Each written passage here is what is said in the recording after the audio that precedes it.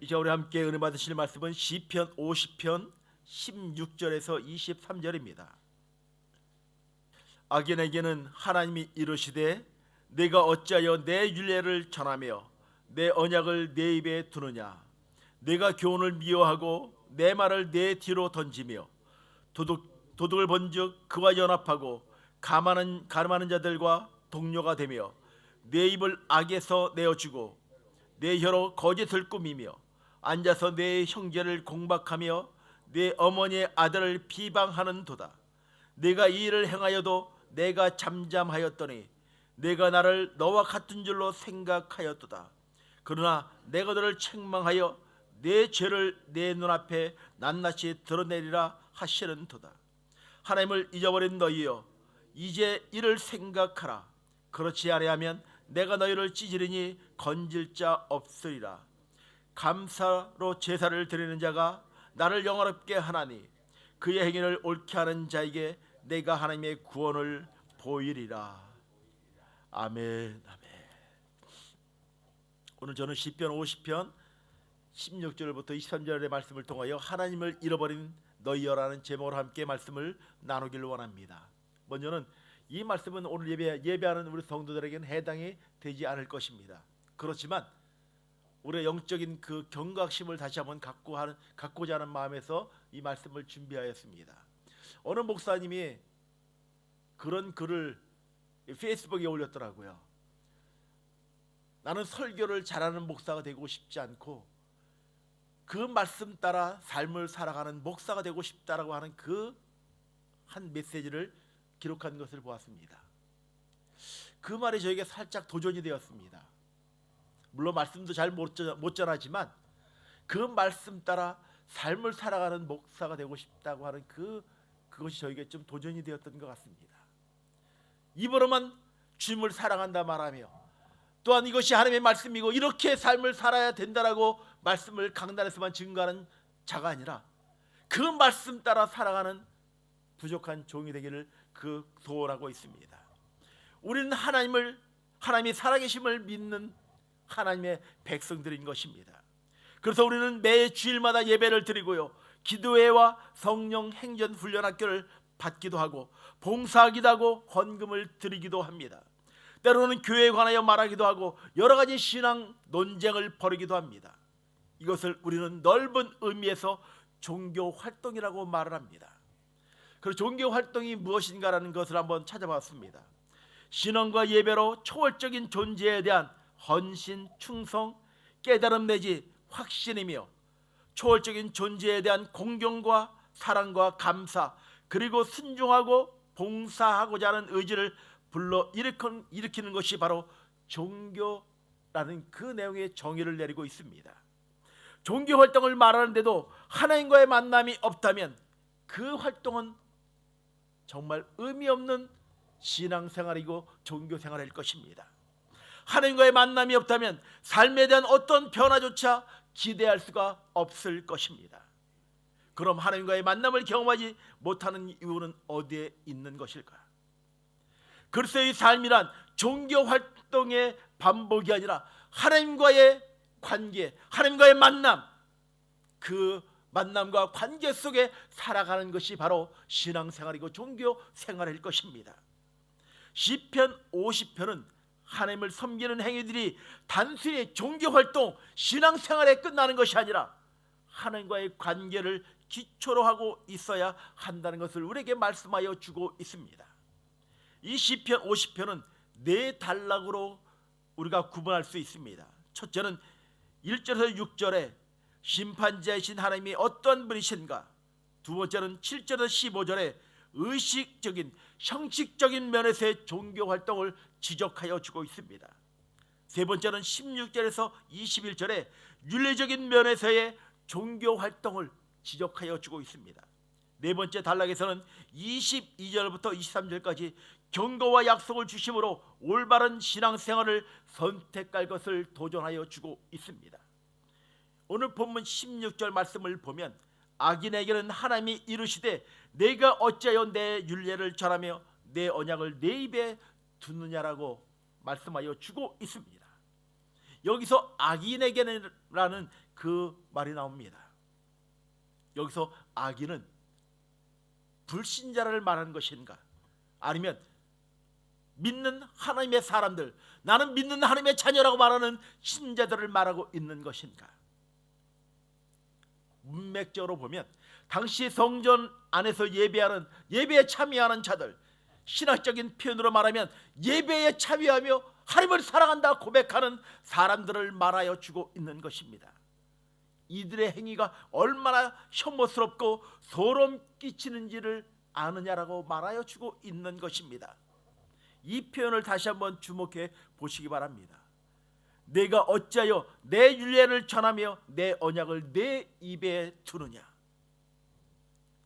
이것은 책망인 것입니다.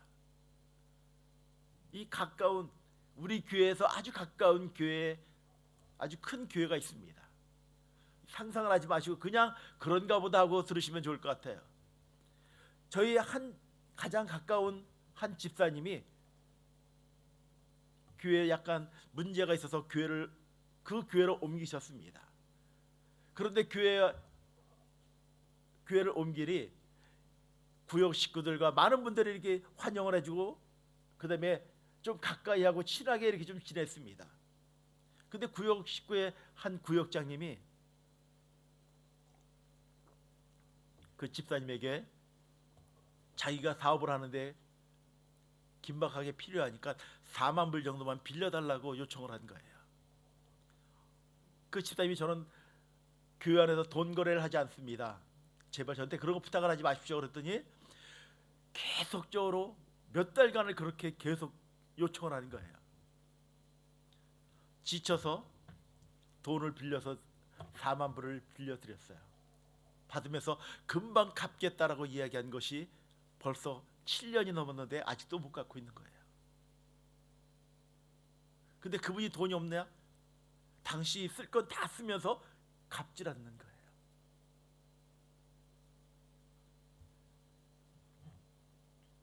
그분이 그 교회 장로로 지치받고 싶어서 노력을 하는데 지치가 안 되는 거예요. 담임 목사님도 그분을 아세요. 그런 성품들을. 그분은 장로가 되고 싶어 노력을 하는데 장로가 될 수가 없는 거예요. 그 목사님의 마음이 얼마나 근심이 되고 마음이 아프겠습니까? 오늘 이 표현이 물론 그분뿐 아니라 저의 삶에도 적용이 되기 때문에 이렇게 이야기합니다. 내가 어찌하여 내 율례를 전하며 내 언약을 내 입에 두느냐. 그 이유는 17절과 20절 그 말씀에 설명하여 주고 있습니다.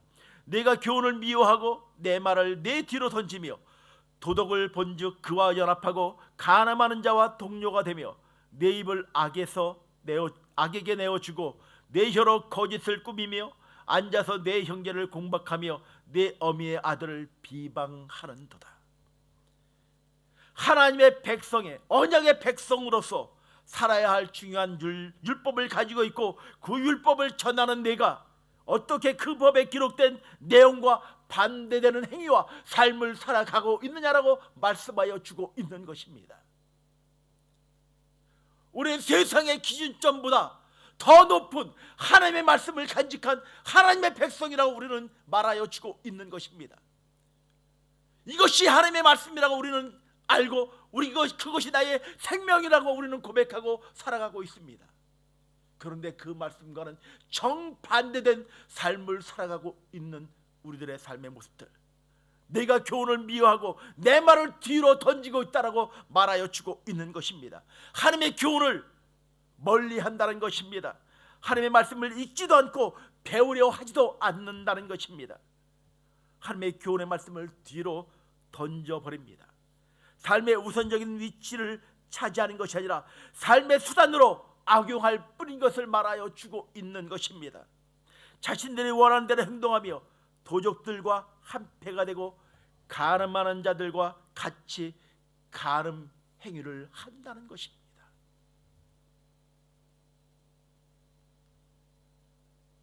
교회 안에서, 신앙 안에서 도둑질하며 간음하며 음란의 행위를 행하는 그것을 책망하여 주고 있는 것입니다. 서로 온갖 거짓말을 지어내고 악한 행동을 서슴없이 꺼림없이 행한다는 것입니다. 교회 성도들을 모략하는 일과 심지어 자기 어머니에게 난 형제들을 비방하고 싫어한다는 것입니다. 가난하다고 싫어하기도 하고 사회적으로 낮고 미천한 지위에 있다라고 멸시하며 그들을 천대시하는 그런 악한 행위들이 신앙 공동체 안에 일어나고 있다라고 말하여 주고 있는 것입니다.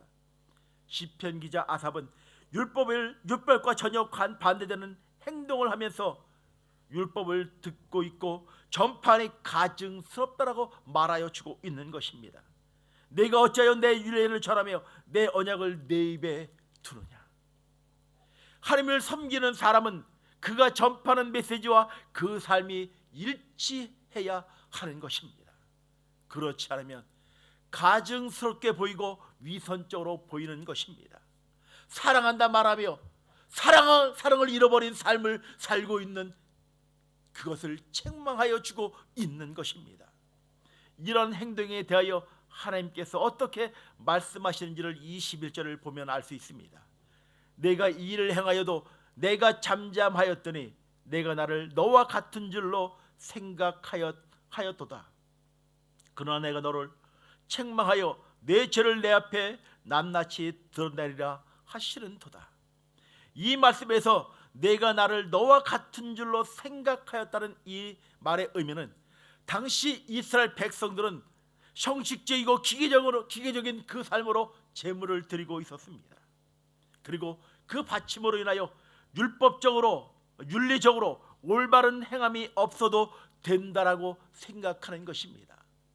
무엇이냐면 제물을 드리고 우리가 예배를 드리지만 예배를 드렸기 때문에 예배를 때웠기 때문에 한 주일 예배를 드리고 예배를 때웠기 때문에 나는 이제는 아무렇게 삶을 살아도 상관없다라고 생각한다는 것입니다. 기준점이 그냥 예배를 드리고 예배 자리에 앉고 그것이 끝난 것으로 생각하는 것을 말하여 주고 있는 것입니다. 그들은 하나님의 말씀과는 관계없이 자기 생각하는 대로 섬기면서 생각하기를 하나님도 그것을 받으신다라고 말하고 있는 것입니다. 합리화죠. 말씀과는 떠난 삶을 삶에도 불구하고 내가 오늘 주일에 예배를 드렸기 때문에 나는 이제는 구원과는 천국은 이제는 나에게는 따놓은 당상이다라고 말하여 주고 있는 것입니다.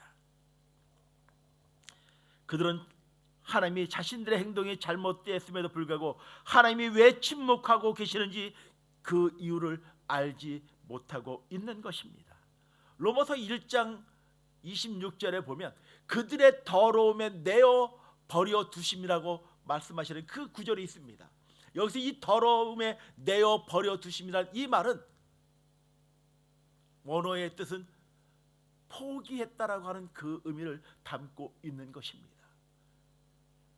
그들이 하나님을 사랑한다 말하며 하나님의 자녀라고 고백하고 있지만 나는 하나님의 거룩한 백성이라고 자신하며 예배드리고 하나님께 헌물을 드리고 있지만 그들의 온전치 못한 삶, 하나님의 말씀에 떠난 삶을 살고 있기에 뭐라고 말씀해 주고 있냐면 더러움에 내어 버려 두셨다라고 말씀하여 주고 있는 것입니다. 내가 그들을 포기했다라고 말씀하여 주고 있는 것입니다. 하나님이 침묵하시는 것은 무엇이냐면 포기하신 것입니다. 이것은 두려움이고 경고인 것들을 우리가 알아야 하는 것입니다. 하나님의 침묵은 회개하고 돌아와 생명을 얻기를 바라시기 때문인 것입니다. 그럼에도 불구하고 인생들은 어리석게도 자기의 생각과 방식대로 신앙생활을 하고 있다는 것입니다. 이 일은 일종의 종교활동일 뿐이지 하나님을 섬기는 온전한 예배요 행동은 아니라는 것을 말하여 주고 있는 것입니다. 하나님은 그러한 일에 대하여 그 죄를 책망하고 그 앞에서 고발하고 있는 것입니다. 내가 너를 책망하여 내 죄를 내 눈앞에 낱낱이 드러내리라 하시는도다. 22절 23절의 경고와 약속의 메시지를 보시길 바랍니다. 본절에서 아삽이 고사하고 있는 내용을 그리고 그 길을 제시하여 주고 있습니다. 하나님을 잃어버린 너희여, 이제 이를 생각하라. 그렇지 않으면 내가 너희를 찢으리니 건질 자가 없으리라. 감사로 제사를 드린 자가 나를 영화롭게 하나니 그 행위를 옳게 하는 자에게 내가 하나님의 구원을 보이리라. 여기에는 두 가지의 길이 있습니다.